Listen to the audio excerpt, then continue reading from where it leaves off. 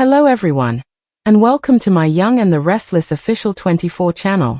I hope everyone is having a wonderful day. Before we begin, please hit the subscribe button and give this video a thumbs up. Kane and Lily's progress is ruined by Phyllis in Michael's spy games. While Phyllis Summers sabotages Kane Ashby and Lily Winter's advancement, Michael Baldwin will contemplate playing espionage games for Victor Newman. When Phyllis overhears Michael's voicemail to Lauren Fenmore Baldwin regarding his new job offer at Crimson Lights, she will investigate him and discover that Kane needs a fixer. Since Michael refuses to acknowledge anything, Phyllis offers to start over and mend their friendship in exchange for Michael disclosing the Kane information. Michael will be angered by that, but Phyllis will eventually pressure him to take Kane's job offer. Lily will confess to Kane in the park that she caught a glimpse of the man she once loved in the film he produced. Lily will maintain, though, that it will take much more than that for her to have faith in Kane once more. Kane will attempt to persuade Lily that he has moved on from his objective, even though she will question that he suddenly changed his mind and abandoned his goals. If that's the case, Lily will pressure Kane to tell her the truth about his previous plans. Phyllis will contradict Kane and say that his intentions are just put on hold until she appears. Kane will scold Phyllis for leading Lily to believe he was lying because Lily will grow tired and leave. When it comes to getting back together with Lily, Phyllis will act as though Kane must give up his dream, but he will caution her not to talk to him about his personal life ever again. Victor will provide updates on Kane's AI software and the fraudulent information he is using as leverage to Nick Newman, Adam Newman, and Victoria Newman at Newman Enterprises. Victoria and Nick will be worried that Victor will play dirty with this AI program since he will make it plain that he plans to score it. Adam will essentially support Victor's wishes and pretend that avoiding detection is the most important thing. Nick and Victoria will then join Adam at Newman Media for Friday's Y&R program. The possibility that Kane already has the AI software in the Newman system will be discussed as a result. Victoria will pressure Nick to extract information from her because it will be presumed that Kane is employing Phyllis' hacker skills. When Nick is pressured to confide in Phyllis once more, he will be hesitant. Michael will inform Victor about Kane's offer back in his office and acknowledge that he misses their friendship. After arguing with Michael, Victor will finally persuade him to join Kane. Michael will come to understand that he would actually be working for Victor, and that would be his way of making up and regaining their friendship. Victor will accuse Michael of coming there with the intention of making this deal. Lily's urging, Phyllis' failure, and war preparation. Kane Ashby is urged to disclose the truth by Lily Winters. Additionally, Michelle Stafford's character Phyllis Summers overplays her hand. Let's discuss what will happen in the upcoming episode of the CBS soap opera as you continue reading. Preparations for the War by Victor Newman. First, let's talk about Victor, who will be getting his family ready for battle. The man is committed to destroying Jabbo and Jack Abbott. From my vantage point, the grudge looks a little absurd, but I'm moving on. Victor will want his whole family to be on board and prepared for combat. Among them are Victoria Newman, Claire Grace Newman, Nikki Newman, Adam Newman, and Nick Newman. Victor appears to want to use Kane's AI program to coerce him into assisting him in eliminating Jabbo and the Abbott family. We'll have to wait and watch what Kane does soon because the man has even turned to blackmail. We are aware that he is taking some strong actions, particularly with relation to Christian LeBlanc's character Michael Baldwin. Urging Lily Winters. The Restless and the Young. According to tomorrow's episode spoilers, Lily and Kane will cross paths once more. The woman will insist that her ex-husband tell her the truth. Kane does, on the one hand, owe her an explanation rather than all these mysteries and secrets, particularly if he hopes to have any chance of reuniting with Lily and the children. However, Lily did attempt to obtain intelligence by making that agreement with Victor. But I wonder if Lily will simply get burned once more. I believe Lily still loves Kane, even though she says she hates him. But Kane's playing these games won't get him anywhere. Phyllis will also overplay her hand in the upcoming episode. Kane is most likely getting very tired of this. Furthermore, Kane's entire scheme could be ruined by Phyllis's loud mouth and lack of caution. Naturally, Michelle Morgan's character, Amanda Sinclair, will attempt to repair the harm to her companion. Amanda may even assert that she is accountable for Phyllis's actions or words. But keep an eye out because Amanda might be at risk. Kane Ashby had been fighting for weeks to prove to Lily Winters that he had changed, that the reckless man driven by ego and schemes was behind him, But the progress he was making was fragile, delicate, like a glass sculpture set on a shaky table. And Phyllis Summers, with her reckless nature and unrelenting pursuit of leverage, was about to smash it without blinking. The whole thing started when Phyllis accidentally overheard Michael Baldwin at Crimson Lights leaving Lauren a voicemail about a mysterious job offer. His tone guarded, careful, laced with a secrecy that made Phyllis's instincts burn like fire. So she followed the thread, pried into his world, and quickly learned that Kane had been sniffing around for a fixer, someone with Michael's skill set and discretion, someone who could navigate the minefield of corporate espionage Victor Newman loved to orchestrate. And though Michael denied it, brushing her off, Phyllis dangled the bait of reconciliation, suggesting they reset their fraught friendship. If he'd just spill Kane's business. But Michael, loyal to his own code even when tempted, bristled at the manipulation, snapping that Kane's offer was none of her concern. Still, Phyllis wasn't one to quit, and eventually she cornered Michael, wearing him down with needling questions and veiled threats until he realized she wasn't going to let go. And before he could stop himself, she already had what she needed, the confirmation that Kane had secrets worth digging into, that Kane's so-called redemption wasn't as squeaky clean as he'd been selling to Lily. Meanwhile, Lily found herself in Chancellor Park one golden evening, watching children play, when Kane arrived with the tentative hope of a man who knew his past sins still hovered like a storm cloud. He told her that his latest film project wasn't just about spectacle, it was about truth, about rediscovering the man he once was. And for a fleeting second Lily saw it, that spark in his eyes, the same glimmer that had once made her fall in love, and she admitted she had glimpsed the man she lost years ago, but she quickly tempered it with caution, reminding Kane that seeing hope in his work was not the same as trusting him with her heart, and if he truly wanted another chance, it would take more than one touching film reel to erase years of lies. Kane, desperate yet careful, promised that his old objectives no longer drove him, that he had abandoned schemes and shortcuts. But Lily, too perceptive to be fooled by pretty words, pressed him, asking why the sudden change, why abandon the grand goals he had chased so aggressively. And that's when Phyllis slithered in like smoke, interrupting their moment by boldly announcing that Kane's dreams weren't dead, only paused, waiting for the right opening, with her smirk slicing through Kane's credibility like a blade, leaving Lily fuming and storming off before Kane could explain.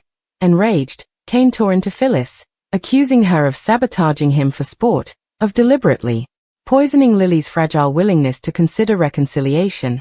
But Phyllis, never one to back down, mocked him, saying if he really wanted Lily back he'd have to sacrifice his ambitions altogether, give up the dream that kept him hungry, otherwise Lily would never believe him.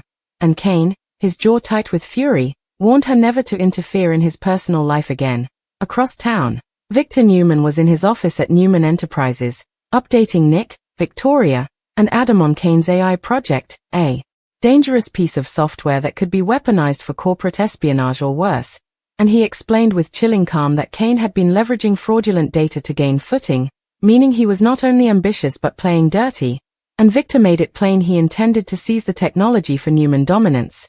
Victoria and Nick exchanged uneasy glances, alarmed at how reckless their father sounded, especially since deploying Kane's AI could cross legal lines and expose Newman Enterprises to ruin. But Adam, ever the pragmatist, voiced support for Victor's strategy, arguing that avoiding exposure was more important than refusing to act. Nick and Victoria, knowing Adam's opportunism, reluctantly agreed to regroup at Newman Media later, where the siblings debated whether Kane had already infiltrated Newman's systems, the possibility gnawing at them like termites in wood, and Victoria speculated that Phyllis might be lending her hacker skills to Kane's cause, a notion that unnerved Nick, who balked at the thought of cozying back up to Phyllis for intel. Meanwhile, Michael, back in his law office, reflected on Kane's offer and Victor's manipulations, remembering all the years he had been Victor's confidant, consigliere, and fixer. And when Victor summoned him for a meeting, the two old allies argued, Victor accusing Michael of angling for leverage by dangling Kane's offer while Michael snapped back that he only wanted clarity, not another round of being used as Victor's pawn. But Victor, master of persuasion, reframed the conversation, urging Michael to accept Kane's job not as betrayal but as an undercover mission, a way to work for Victor indirectly, regaining his favor while keeping Kane in check. And though Michael resisted, his longing for Victor's approval won out, and he begrudgingly agreed to play along. Elsewhere, Lily's heart wrestled with conflicting truths. She still loved Kane. That much she knew. But his secrecy gnawed at her, and when she confronted him again, demanding the full truth of his past dealings, Kane hesitated, fearing that confession would kill any chance they had left, and Phyllis, ever opportunistic, twisted the knife by telling Lily he was still scheming behind her back, prompting Lily to walk away once more, disillusioned and exhausted. What Kane didn't know was that Amanda Sinclair had already begun damage control, quietly stepping in to soften Phyllis's reckless fallout, trying to convince Lily that Phyllis was stirring drama more than revealing facts. But Amanda's interference put her in danger of being dragged into a war she wanted no part of, because Victor's grand strategy was already in motion. He was marshalling his family like an army, demanding Nikki, Adam, Nick, Victoria, and even Claire Newman prepare for an all-out assault on Jack Abbott and Jabbo, using Kane's AI as both sword and shield, and though it seemed ludicrous to outsiders, Victor's obsession with destroying Jack had reached a fever pitch. Still, beneath all the power plays and espionage, the real human story was raw and aching. Lily urging Kane to bare his soul, Phyllis overplaying her hand until even her allies distrusted her, Michael torn between loyalty and self-preservation, and Kane standing at the crossroads of ambition and love, knowing every choice he made rippled outward into a war larger than himself, a war that could either redeem him or condemn him forever. And as the curtain closed on this chapter, the tension coiled tighter. Kane desperate to rebuild with Lily, Phyllis scheming to stay relevant, Michael straddling the line between double agent and betrayed friend, and Victor sharpening his knives for the Abbott battle to come, each player tangled in a web where every move could tip the balance of power and every secret could shatter lives beyond repair. Kane Ashby could feel the weight of the world tightening around his shoulders, and the irony wasn't lost on him. The harder he fought to prove to Lily Winters that he was a changed man, the deeper he seemed to sink into the quicksand of half-truths and entanglements. At Chancellor Park, after Lily stormed away in frustration thanks to Phyllis Summers' meddling, Kane sat alone on a bench, fists clenched, replaying every word Lily had thrown at him. She wanted the truth, not excuses. She wanted transparency, not spin. And yet, for all his insistence that his goals had changed, Kane knew there were still deals, back channels, and promises he hadn't confessed. The AI program, the fixer search, the whispered rumors that Victor Newman wanted to fold him into his vendetta against Jack Abbott. These were not the marks of a man fully walking the straight and narrow. But the part that gnawed at Kane most deeply was Lily's admission that she had glimpsed a flicker of the man she once loved in his film project. That sliver of hope was both his lifeline and his curse. A reminder that Lily's heart was not closed, but fragile, easily swayed by doubt, and Phyllis had poisoned the well once again. Phyllis thrived in chaos, but this time her chaos had cut into something Kane was fighting desperately to protect. Phyllis, for her part, was giddy in the aftermath. She told herself she was simply looking out for Kane, giving Lily the cold truth. But in reality, Phyllis's interference stemmed from her inability to resist inserting herself into everyone's business. At society, over a martini she twirled idly, she bragged to Amanda Sinclair that Kane was only pretending to abandon his ambitions, that Lily was a fool if she believed him. Amanda, exasperated, pushed back, reminding Phyllis that her reckless mouth could undo lives, not just games. But Phyllis waved her off. Amanda was always the moral compass, always cautious, and Phyllis had no patience for it. Kane's not a saint. Lily knows it. I just gave her the clarity she needed, Phyllis said, but Amanda's sharp stare cut through her bravado, forcing Phyllis to look away, sip her drink, and ignore the small voice in her head that wondered if she had just gone too far. Meanwhile, Michael Baldwin sat in his office late into the night, staring at a single sheet of paper, a hastily scribbled note where he had written and rewritten the pros and cons of taking Kane's fixer offer. On one side, loyalty to Victor, the chance to regain their old friendship, the security of being back in the Newman circle. On the other side, Kane's questionable ethics, Phyllis' relentless snooping, and the fact that once you stepped into Victor's orbit, you rarely left unscathed. Michael rubbed his temples. Lauren deserved a husband who wasn't neck-deep in espionage again. He had promised her he would step back from Victor's machinations. And yet, when Victor had leaned forward in his chair earlier, eyes sharp as glass, and said, "Do this for me, Michael. You owe me. And you know you miss it." Michael had felt the old rush, the sense of being indispensable. Against his better judgment, he had already given Victor a soft yes. Which meant tomorrow he would have to meet Kane, and play the double agent. Pretend he was on Kane's side while secretly feeding intel to Victor. At Newman Enterprises, Victor wasted no time rallying his family for war. In the conference room, he paced slowly, each step echoing on the polished floor, while Victoria, Nick, Adam, and even Nikki sat around the table. Claire Newman lingered at the back, silent but observant. Victor spoke of Jabot with the venom of a man who had carried a grudge far too long. Jack Abbott had crossed him too many times, and now, with Kane's AI software on the table, Victor saw his chance not just to strike back, but to obliterate Jack's company entirely. Victoria argued that using Kane's program carried enormous risk. If the SEC or the feds discovered Newman Enterprises manipulating financial markets with falsified AI data, the fallout could be catastrophic. Nick agreed, cautioning his father that the company's reputation would be destroyed. But Victor waved off their concerns, declaring that the Newmans had always played the long game, that they were built to weather storms. Adam, ever the contrarian, backed Victor, smirking as he told his siblings that cowardice had never served the family well. Nikki, weary of this endless rivalry, finally spoke up, warning Victor that obsession with Jack was consuming him, but Victor's sharp glare silenced even her. He had already decided. The only question was who in his family would stand by him when the first strike was launched. Back at the park the next day, Kane tracked Lily down again. This time, he carried no grand speeches, no rehearsed lines. He simply told her he couldn't stop thinking about what she had said, about glimpsing the man she used to love. "I want to be that man again, Lily," he confessed, voice low, earnest. "But I can't rewrite the past overnight. I can only show you, day by day, that I'm not the man who lied to you, who betrayed your trust. I need you to believe that I'm trying." Lily listened, torn. Her heart wanted to believe him, but her instincts, sharpened by years of heartbreak, warned her not to fall so easily. She asked him again about his abandoned goals, demanding full honesty, and Kane hesitated. That hesitation, that flicker of fear in his eyes, told Lily more than words could. She stepped back, shook her head, and whispered, "You're still hiding something." Before Kane could reply, she walked away again, leaving him gutted. Phyllis saw the encounter from afar, smirk tugging at her lips. To her, it was proof that Lily was finally seeing Kane clearly. But her triumph was short-lived when Amanda confronted her directly at society that evening, warning that her meddling had crossed the line. Amanda even threatened to tell Lily that Phyllis had been snooping in Michael's business, which had nothing to do with her. Phyllis, cornered, lashed out, accusing Amanda of protecting Kane because of her loyalty to Lily. The argument grew heated, with Amanda finally storming off, shaking her head in disgust. For the first time, Phyllis felt a pang of doubt.